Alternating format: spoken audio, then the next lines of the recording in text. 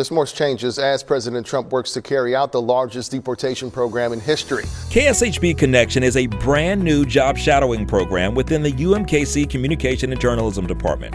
It's designed to provide students with a realistic understanding of specific job roles in the newsroom. Each semester, KSHB, the NBC affiliate in Kansas City, will train 4 high-performing UMKC journalism students. The inaugural group includes senior Sydney Bryant in the multimedia journalist role, sophomore Jacob Lesh as the technical director, junior Deshaun Anderson in the photojournalist capacity, and freshman Dana Valenzuela Portillo in the producer slot. KSHB Connection is a huge asset to journalism students, creating a pipeline from the classroom to the newsroom.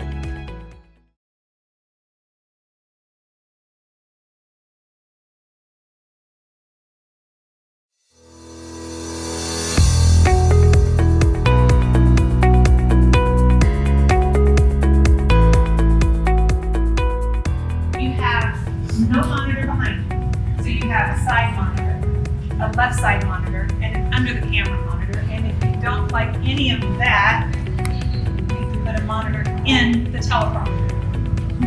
So the key is to maintain an illusion that I'm really looking back here. Go ahead and walk over to Ottawa, south of Lawrence. Talking to the viewer, here's the key thing that we have to worry about. Why do you think it's important that student journalists get opportunities to come tour news stations like this?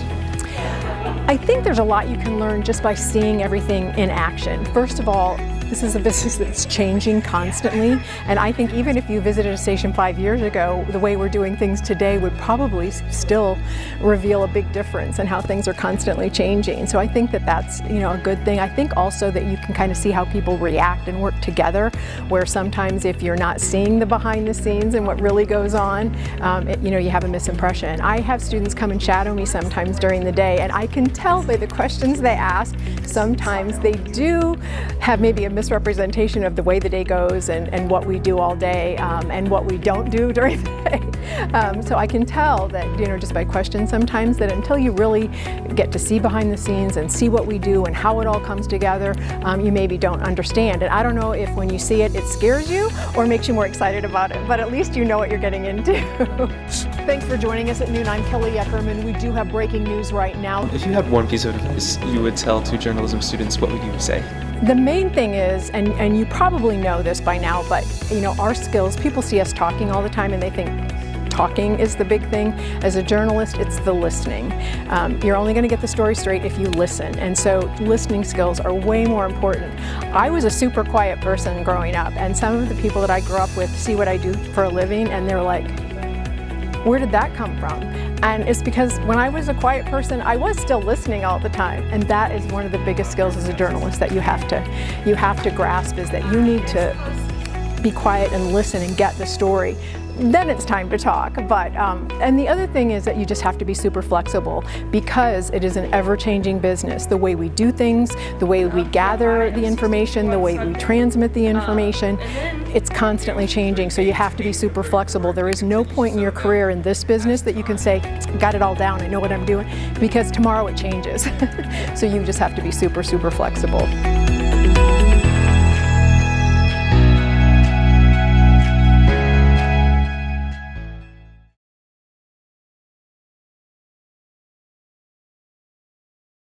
The UMKC journalism students are one step closer to landing a job in the newsroom. The department's Introduction to Broadcast and Digital TV course hosted KMBC reporter and anchor Morgan Mobley to give students real-world knowledge of the industry. She spoke about the importance of multimedia journalists and how vital it is to learn all aspects of reporting to becoming a better anchor. Mobley is an award-winning journalist and grew up right here in Overland Park, Kansas. She told students that she's living out her dream by being able to come back home and serve the Kansas City community that she grew up in. She had the real-world experience. She explained very well how she started out in something that wasn't even journalism-related. Just wanted to prove that she wouldn't like it and fell in love with it. Which, as someone who's experienced burnout of the journalism industry in the past, that really resonated with me. Mobley took questions from all the students and even offered to mentor some after hearing about their passion to becoming journalists.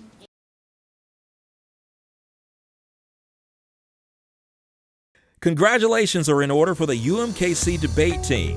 The squad recently made an impressive return to competition at Missouri State University's first policy debate tournament since 2020.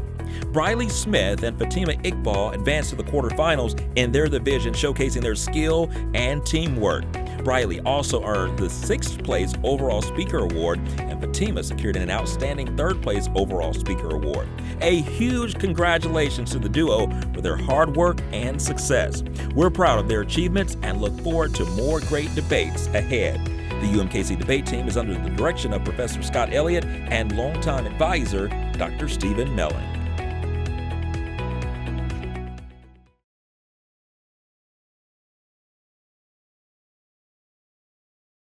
UMKC Greek Life was on full display Thursday night, working together to promote the Be Positive Foundation and spread awareness for childhood cancer.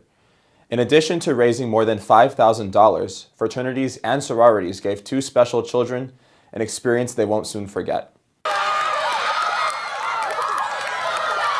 The inaugural Ruse Relay for the Kids event got off to a really good start. I mean, it's been awesome to see everyone come out here. It really means a lot to us because we've been working hard on this. Founded in memory of Andrew McDonough, a young boy who passed away from leukemia, the Be Positive Foundation provides financial assistance to families of children with cancer and supports research efforts aimed at finding a cure. My wife and I are, like I mentioned, we're UMKC alum. We both were in the Greek system here, and so whenever they heard about Olivia's story, they reached out and asked if we'd be willing to help, and we were more than happy to. When these things happen in life, you can let them chew you up and spit you out, or as I like to say, you can find purpose from your pain. And so very early on, we knew we wanted to help other people. UMKC Greek Life promotes Be Positive by partnering with Children's Mercy Hospital. It was UMKC Greek Life competing on the field and track, but the true winners were 2 young heroes, Olivia and Brooke. I think it's so special. We got to witness firsthand Brooke in the hospital just a couple weeks ago.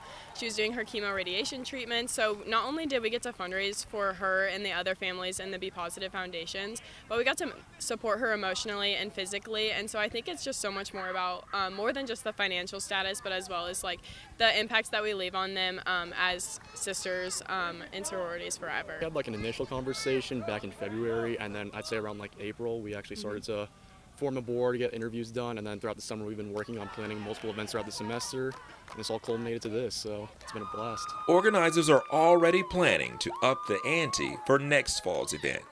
Reporting from Durwood Stadium, Judah Smith, KMKC News. It's worth noting the Be Positive Foundation is the largest provider of financial assistance to families of kids with cancer in the United States.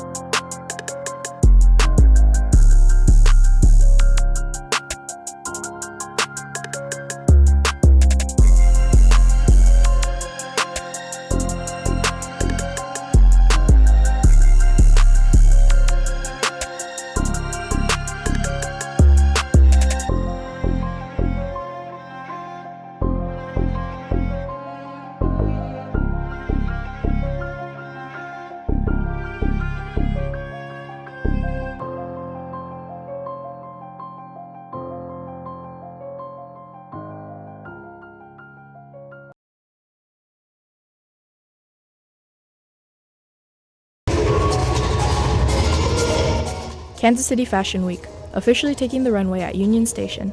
This year's event marking 25 years for the annual showcase. As you see by the way I dress, I'm really excited about Fashion Week. I just think it's a lot of fun.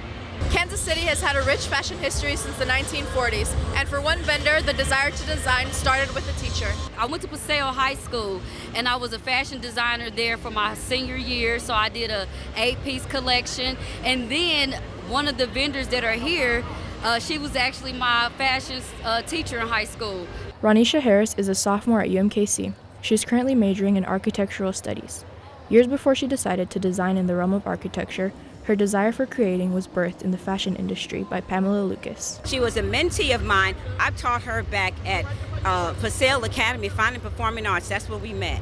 And she's a wonderful student. She has really good skills. We did fashion shows together, and she helped me on a few projects. Being an entrepreneur and being a student and being able to have my school to support me is very important, especially as a young brown girl. Before the models hit the stage, the Kansas City native showcased her merchandise to the standing room only crowd. Her products included custom journals, art, and music, including her new hip-hop single. Won't you get to know me, baby?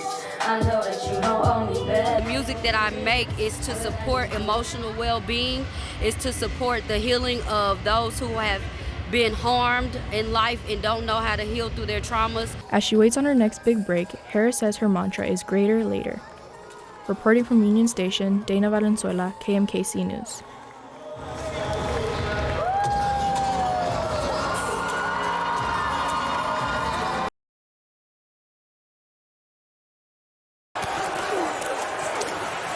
Mahomes steps up, throws, and he got it! Touchdown, Kelsey!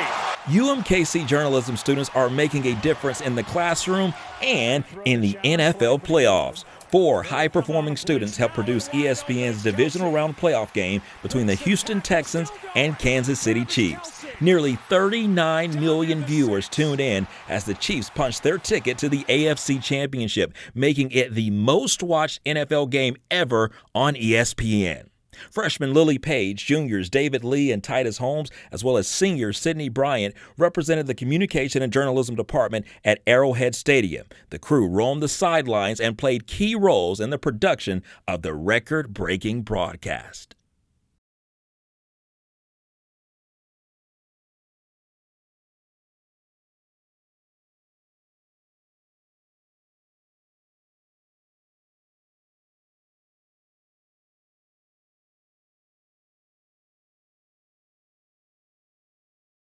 I'm here today in Kansas City at the American Cancer Society's annual Breast Cancer Awareness Walk.